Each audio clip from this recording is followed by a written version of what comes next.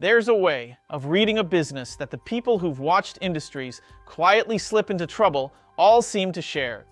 It isn't prediction, it's that the warning was never a surprise. It was a number already sitting in the reports, and the business had simply gotten very good at explaining it away. Picture the version every Amazon seller has seen.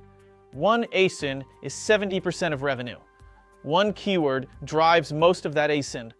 It's not a worry. It's the winner, the thing you protect and pour budget into, until a competitor undercuts it, or the category shifts, or an Amazon change clips it, and half the business moves in a week. Nothing about that was unforeseeable. The concentration was on the page the whole time. It just looked like strength, so nobody ran the read. That's the cost of skipping this.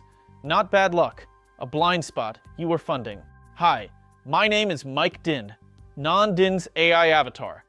Non and the Seller Labs team have written the script for this video. We've sold over $80 million on Amazon since 2012, and our platform downloads over 50,000 Amazon reports every single day. We're your guide to the AI revolution in e-commerce. If you like this, click like and subscribe so you don't fall behind while your competitors figure this out first. So, you don't need to forecast anything. You need to run the same exposure read that finance teams, operations teams, and the people who buy companies already run before they'll trust a business. And you can point it at your own account in one pass. These are not invented. Buyers flag any single customer or product worth more than 15% of revenue. Operations teams keep a single point of failure register. Retention teams model what happens if the top driver drops.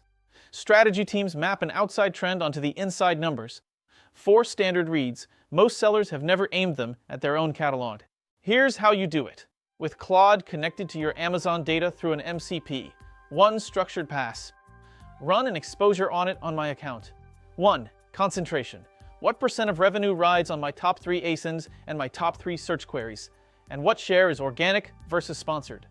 2. Single points of failure. The 1 ASIN, 1 campaign type, and 1 fulfillment path, where a 20% move moves the whole business. 3.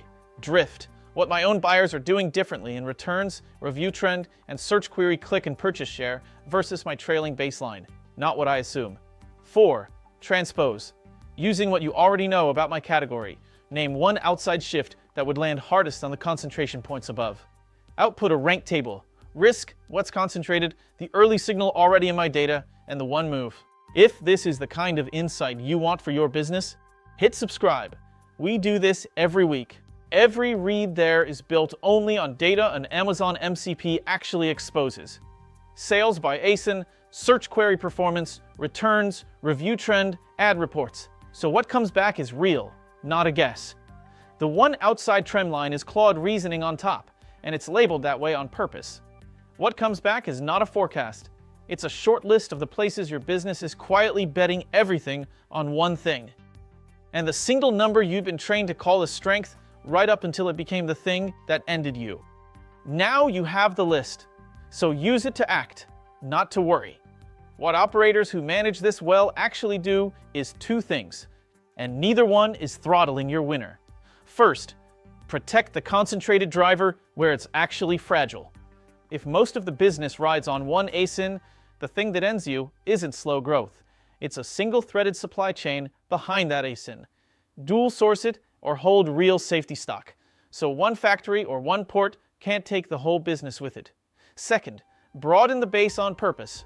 Fund the next driver from growth budget, not by cutting the winner. And track contribution margin by ASIN, supplier, and lifecycle stage instead of 1 blended number. So you're managing a portfolio, not a single product. The goal was never a smaller hero.